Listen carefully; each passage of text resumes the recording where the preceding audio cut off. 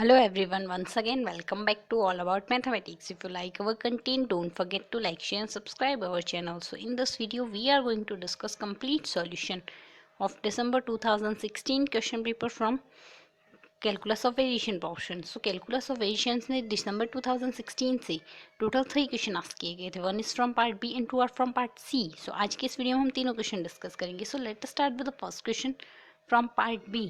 The question is saying if jy equals to हमें extremal कर दिया हुआ है integration between 1 to 2 y dash square plus 2y y dash plus y square dx where y1 equals to 1 and y2 is arbitrary then the extremal. तो extremal होगा क्या? So previous video में हमने एक ऐसा क्वेश्चन डिस्कस किया था, वो दिसंबर 2018 के क्वेश्चन पेपर से लिया गया था. सॉरी जून 2018 के क्वेश्चन पेपर से. उसमें भी सेम इसी टाइप का क्वेश्चन था. सो इस क्वेश्चन में क्या कहा गया है, हमें एक्सट्रीमल दिया गया और उसके बाद बताना, अब फंक्शनल दिया हुआ है, उसके बाद हमें बताना इसका एक्सट्रीमल क्या होगा. एक बाउंड्री कंडीशन दी और दूसरी बाउंड्री कंडीशन आर्बिट्री दी हुई.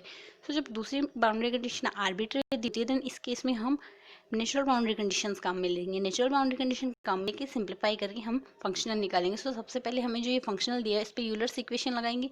यूलर्स इक्वेशन लगा के इसे सिंप्लीफाई करेंगे. यूलर्स इक्वेशन लगाएंगे देन यूलर्स इक्वेशन कहती है del f by del y minus d y by d x del f by del y dash equals to zero. So हमें यहाँ फंक्शनल दिया y dash square plus 2y y dash plus y square. Then यहाँ से अगर simplify करते हैं then हमारे पास equation बन जाएगी 2y dash plus 2y minus dy by dx 2y dash plus 2y equals to 0. then this one is implying, या simplify कर देंगे देन यहाँ से इसका x के रेस्पेक्ट में डिफरेंशिएशन करेंगे देन वैल्यू आएगी 2y double dash plus 2y dash. So यहाँ से सिंप्लीफाई करेंगे then 2y dash plus 2y minus 2y double dash minus 2y equals to 0. So अगर इस इक्वेशन को देखते हैं देन यहाँ से हमने 2y dash and 2y dash cancel out कर देंगे देन इक्वेशन सिंप्लीफाई हो जाएगी y double dash minus y में और 2 क्रॉस कैंसिल आउट हो जाएगा. सो यहाँ से सिंप्लीफाई होगी, इक्वेशन आ गई हमारे पास y double dash minus y equals to 0. So यहाँ से इक्वेशन आ गई, ये हमारे पास ordinary differential equation with constant coefficient आ गई. इसके लिए हम ऑक्सिलरी इक्वेशन निकालेंगे. ऑक्सिलरी इक्वेशन आएगी m square minus 1 equals to 0. So auxiliary equation के रूट आएंगे m equals to plus 1 and m equals to minus 1. Plus 1 and minus 1 इसके रूट आ गए. सो ये रूट्स है then ordinary differential equation with constant coefficient को simplify करने के लिए c1 exponential x plus c2 exponential x इसका सॉल्यूशन आ जाएगा. सो y ऑफ x आ गया हमारे पास c1 exponential x plus c2 exponential minus x. So y of 1 equals to 1 दिया हुआ है देन इस इक्वेशन में अगर y of x equals to 1 put करेंगे then y of 1 equals to 1 imply करेगा c1 e plus c2 e inverse which is equals to equation first. So ये हमारे पास आ गई equation third. So option B हमें कहता है, ऑप्शन बी से अगर लेते हैं ऑप्शन बी हमें कहता है solution y equals to exponential x plus 1. so this one is imply e into ex. इसे हम सिंप्लीफाई फॉर्म में ये लिख सकते हैं. सो दिस वन इज इम्प्लाइंग हमारे पास c1 की वैल्यू e आ गई एंड c2 की वैल्यू 0 आ गई. सिमिलरली यहाँ से ऑप्शन डी कहता है एक्सपोनेंशियल माइनस एक्स माइनस 1. तो यहाँ से c2 की वैल्यू आ गई minus E inverse exponential E inverse and c1 की वैल्यू 0 आ गई. सिमिलरली ए और सी के लिए भी हम निकालते हैं. बट ऑप्शन बी और डी के लिए अगर देखते हैं ऑप्शन बी में हमें कहता है c2 equals to 0 and c1 equals to e. So अगर यहाँ से c1 और c2 की वैल्यू यहाँ से सिंप्लीफाई करते हैं देन हमारे पास c1 ई इम्प्लाई करता है e square plus c2 e imply e inverse imply करता है 0. So this one is imply e square which is doesn't equals to e which is doesn't equals to 1. सो यहाँ से ऑप्शन बी डिस्कार्ड हो गया. Similarly अगर option D की बात करें ऑप्शन डी हमें कहता है exponential minus x exponential inverse. So this one is implying c1 0 है c2 ई इनवर्स है. सो यहाँ से अगर फिर से इस इक्वेशन थर्ड में वैल्यू पुट करते हैं then which is doesn't equals to 1 आएगा क्योंकि एक्सपोनेंशियल माइनस 2 आ जाएगा, ये 1 के इक्वल नहीं है. सो यहाँ से ऑप्शन डी भी डिस्कार्ड हो गए. सो बी एंड डी तो डिस्कार्ड हो गए. सो ये तो सॉल्यूशन की लिस्ट से बाहर हो गए. सो यहाँ से B and D are discarded हो गए. अब ए और सी में से हमें सिंप्लीफाई करना है कौन सा आंसर होगा. पार्ट बी का क्वेश्चन है सिंगल करेक्ट ही होगा. तो यहाँ से इसे सिंप्लीफाई करने के लिए हमें ये बाउंड्री कंडीशन दी आर्बिट्री y2 आर्बिट्री है देन y2 इक्वल्स टू क्या आ जाएगा कोई भी कांस्टेंट. तो यहाँ पे नेचुरल बाउंड्री कंडीशंस लगाएंगे.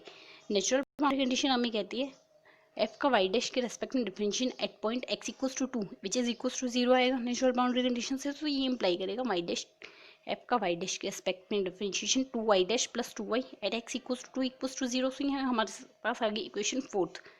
Since y equals to c1 exponential x c2 exponential minus x. तो यहाँ से y डैश की वैल्यू आ जाएगी c1 exponential x minus c2 exponential minus x. तो यहाँ से हमने ये इक्वेशन y डैश और y की वैल्यू पुट करनी है इक्वेशन फोर्थ में. इक्वेशन फोर्थ में अगर यहाँ से वैल्यू पुट करते हैं देन इक्वेशन सिंप्लीफाई हो जाएगी. ये हमें x इक्वल्स टू 2 पे इसकी वैल्यू निकालनी है. x इक्वल्स टू 2 पे वैल्यू निकालने से पहले अगर ये सिंप्लीफाई हो रही है सिंप्लीफाई कर लेंगे. This one is plus sine this one is minus sine. So cancel out हो गया. सो लास्ट रिजल्ट बचेगा हमारे पास 2c1 exponential x plus 2c1 exponential x at point x equals to 2 equals to 0. So what is this one is implying, this one is implying c1 equals to 0. तो c1 equals to 0 आ गया. Then c1 equals to 0 हमारे पास कौन से option में, option A में, option C में.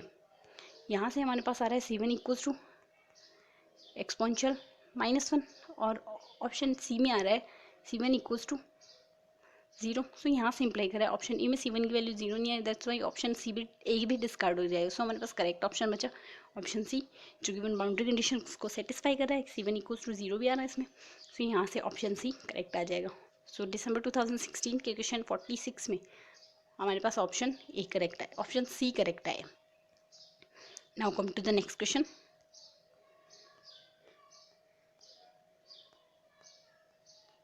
This question is from part C. Question is saying the functional हमें given jy equals to integration between 0 to 1 y dash square plus x square into dx, where y0 equals to -1 and y1 equals to +1. Then y on y equals to 2x minus 1. Then weak minimum होगी, weak maximum होगा, strong minimum होगा, strong maximum होगा.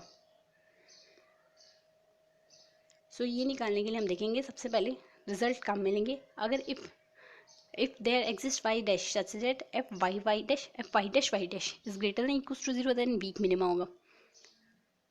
if there exists y dash such that fy dash less than equals to 0, then हमारे पास weak maxima आएगा. Similarly अगर fy dash यानी f का y dash के रेस्पेक्ट में double differentiation greater than 0 for all y dash, then ये strong maxima होगा.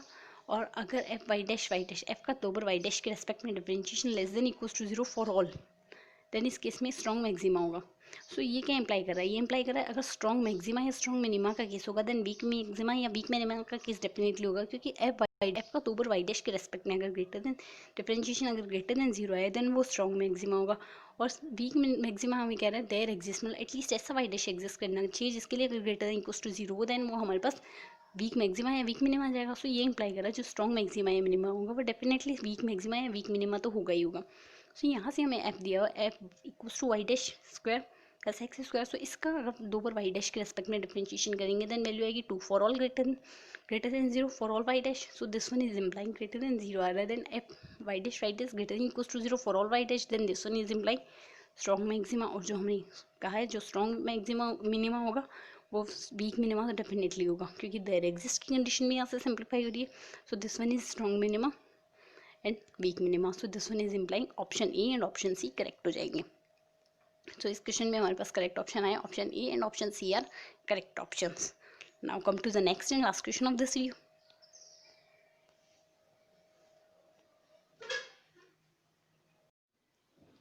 So this question is saying y of x be the piecewise continuously differentiable function on 0 to 4, then which of the following statement are true. So functional हमें given is 0 to 4 y dash minus 1 whole square into y dash plus 1 whole square attains its minimum at y equals to y of x. So 4 option दिए, बताना है हमें कौन सा option y of x की condition को fulfil करता है.